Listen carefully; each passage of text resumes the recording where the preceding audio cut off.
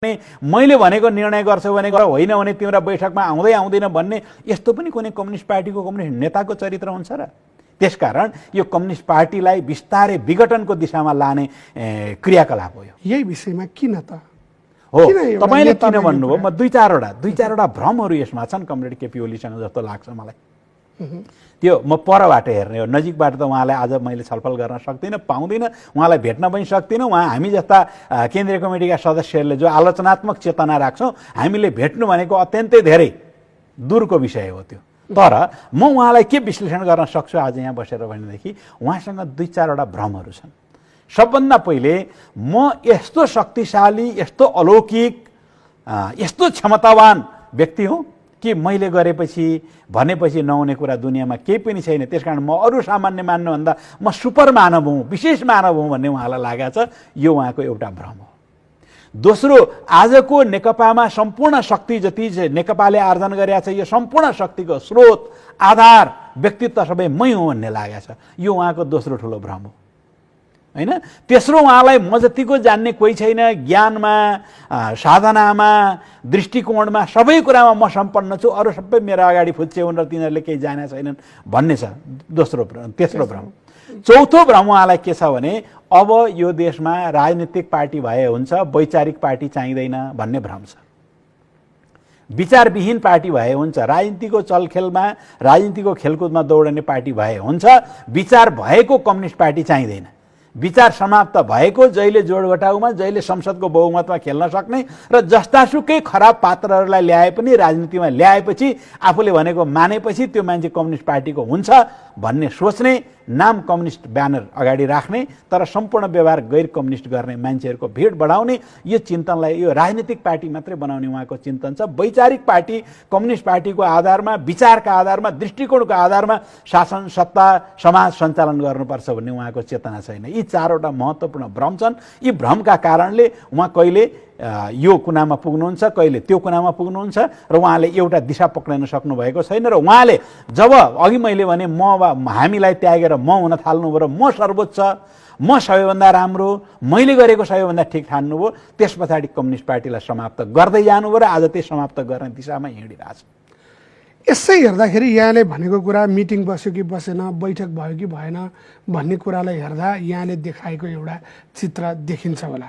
अर्को तरिकाबाट हेर्दा चाहिँ विश्वमा नै एक हिसाबले डिफेन्सिभ स्थानमा रहेको कम्युनिस्ट आन्दोलनलाई र दुईटा बेग्ला बेग्लै, एउटा युद्धबाट आएको, अर्को शान्ति र संसदीय क्षेत्रबाट आएको कम्युनिस्ट पार्टीलाई एक गराउने त केपी ओली नै हुनुहुन्थ्यो नि। तपाईँले फेरि पनि म भन्दैछु कि यो कुनै गुटगत आग्रहका कारणले यसो भनिरहनु भएको छ? होइन। अब दुई तिनवटा उहाँका चाहिँ जस्तै म चलाक छु अथवा म सक्षम छु, मैले यस्तो राम्रो गरेको छु, म कूटनैतिक रूपले अगाडि छु भन्ने उहाँका दुई तिनवटा चिजहरू म तपाईँलाई सुनाउन चाहन्छु।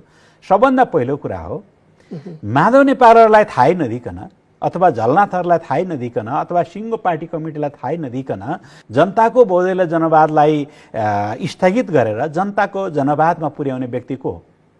माधव नेपालहरू हुन्, झलनाथहरू हुन्, तपाईँ हामी कोही हौँ, हामी त्यो पार्टीका केन्द्रीय सदस्यहरू हौँ।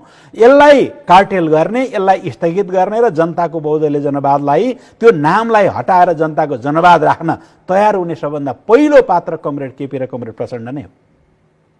अब अहिले यतिखेर जनताको बौद्धिक जनवादको लागि लडाइँ लडौँ भनेको के हो? यो एउटा भ्रम दिने कोसिस हो, एक। दोस्रो कुरा म यहाँहरूलाई बताउन चाहन्छु, यी सबै कार्यक्रम बनाइसके पश्चात, पार्टी एकता गरेर एक ठाउँमा ल्याइसके पश्चात, सबै हामी एउटै पार्टीका समान सार्वभौम सदस्यहरू हौँ भन्ने उचित सम्मानजनक शब्दहरू प्रयोग गरिसके पश्चात अब यस पछाडि पूर्व एमाले चाहिँ मिलौँ र माओवादीलाई पाखा लगाउँ भन्ने को हो? अरू कोही हो? माओवादीहरू हुन्, कमरेड केपी ओली र उहाँसँग नजिक भएका मान्छेहरू नै हुन्। यसको अर्थ के हो? हिजो जनताको बौद्धिक जनवादलाई कर्नरमा पारेर, आइसोलेसनमा पारेर, त्यसलाई कोमामा राखेर जनताको जनवादको चर्चा गर्ने पनि उहाँ नै हुनुहुन्थ्यो। त्यो बेलामा तपाईँ हाम्रो बोलीको आवाज त उहाँले खोजी गर्नु भएको थिएन। केन्द्रीय सदस्यले के हो, म पनि केन्द्रीय सदस्य त्यो बेलामा पोलिट ब्युरोमा थिएँ, हामीलाई त खोज्नु भएको थिएन। त्यो काम पनि उहाँले गर्नुभयो। सिद्धान्त विचारका हिसाबले यदि उहाँसँग विचलन थिएन भने त्यो किन गर्नु होला, यदि आज त्यो पक्रेको भए हिजो किन छोड्नुभयो, यदि हिजो छोडेको भए आज किन त्यसका नारा लगाएर उहाँ हिँड्दै हुनुहुन्छ। एकताका लागि गरेका त्याग होला नि त ती। ठिक, धेरै राम्रो कुरा गर्नुभयो। यदि एकताको लागि त्याग गरिएको हो भने दुईटा कुरा सम्झनु पर्यो नि, त्यो आज पनि निरन्तर एकताकै प्रक्रिया नसकिकन त्यसबाट पछाडि फर्कन किन खोज्नु भएको।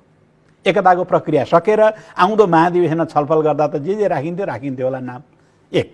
दोस्रो कुरा, हिजो पूर्व एमाले मिल्नुपर्छ भन्ने नारा हिजो अस्ति नै कहिले लगाएको भए त उहाँ पार्टीको 9औं महाधिवेशनको अध्यक्ष हुँदैदेखि त्यसको मेल अगाडि सुरु हुन्थ्यो होला नि।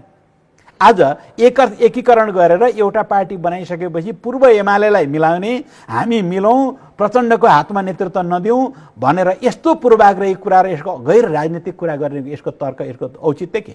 यसको अर्थ त हिजो कुनै दुरुपयोग गर्नको निम्ति अथवा सदुपयोग गर्नको निम्ति, आफ्नो लाभ लिनको निम्ति, आफू प्रधानमन्त्री बन्नका निम्ति कुनै कारणले नाटक चटक गरेर माओवादी पक्षलाई एकीकरणमा ल्याएको, अब आफू प्रधानमन्त्री भइसकेको, आफ्नो सम्पूर्ण शक्ति मैले आर्जन गरेँ भन्ने लागेपछि अब माओवादी तिमी पार्टी छोडेर पनि जान सक्छौ भनेको अर्थ लाग्दैन।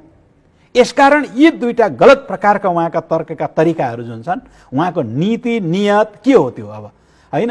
यो कुरालाई हेर्दाखेरि म के देख्छु भनेदेखि गम्भीर भुलमा, गम्भीर राजनीतिलाई षड्यन्त्रको सिकन्जामा हाल्ने काम जे भइरहेको छ, यो कुराको गोटी उहाँ बन्नुपर्छ अथवा बन्दै हुनुहुन्छ अथवा यो कुराको नेतृत्व उहाँले गर्दै हुनुहुन्छ। भनेपछि यसको समाधान चाहिँ के त? यो सबै कुरा यहाँका कुरा सुन्दाखेरि प्रधानमन्त्रीसँग धेरै कुरा गाँसिएको देखिन्छ। पार्टी बैठकमा नआउने वा बैठकको चिठी पनि नबुझ्ने, समयमा विधानको पालना पनि नगर्ने, पूर्व एमालेहरू एक हौँ भन्ने पनि उतैबाट आएको प्रस्ताव हो भनेर यहाँले भन्नुभयो। अहिले जनताको बौद्धिक र जनवाद जिन्दाबाद भनेर सामाजिक सञ्जालहरूमा म चाहिँ जबजपट्टि भन्ने किसिमको एउटा पनि देखिन्छ। यो सारा कुराले के फुटतर्फै सङ्केत गरेको हो त कि समाधान अरू नै केही छ, फुटको विकल्प पनि छ? अब हेर्नुहोस्, आजको अवस्थामा म के देख्छु भने कमरेड केपी ओलीलाई समस्या पनि देख्छु, कमरेड केपी ओलीलाई समाधान पनि देख्छु। समस्या किन देख्छु भने यो सबै उहाँले सिर्जना गरिरहनु भएको छ। अरूले सिर्जना गरेको कुरा सामान्य कुरा हुन्, उहाँले सिर्जना गरेको कुरा विशेष हो, किनकि उहाँ प्रथम व्यक्तित्व हो, आज प्रधानमन्त्री पनि हो, पार्टी अध्यक्ष पनि हो। यो सबै कुराको उल्लङ्घन गर्दै मैले भनेको अनुसार मान्छौ भने मान, होइन भने के म तिमीलाई अगाडि बढ्न दिन्न भन्ने पनि उहाँ नै हो। त्यसकारण उहाँ समाधान पनि उहाँको हातमा छ। अब समाधान के का लागि गर्नुपर्ने, कसरी गर्नुपर्ने? सबभन्दा पहिले मान्छे त एउटा सृजनात्मक प्राणी हो, उसले समयलाई चिन्न सक्छ, उसको चेतनाले सबै कुरालाई सम्बोधन गर्न सक्छ उसले।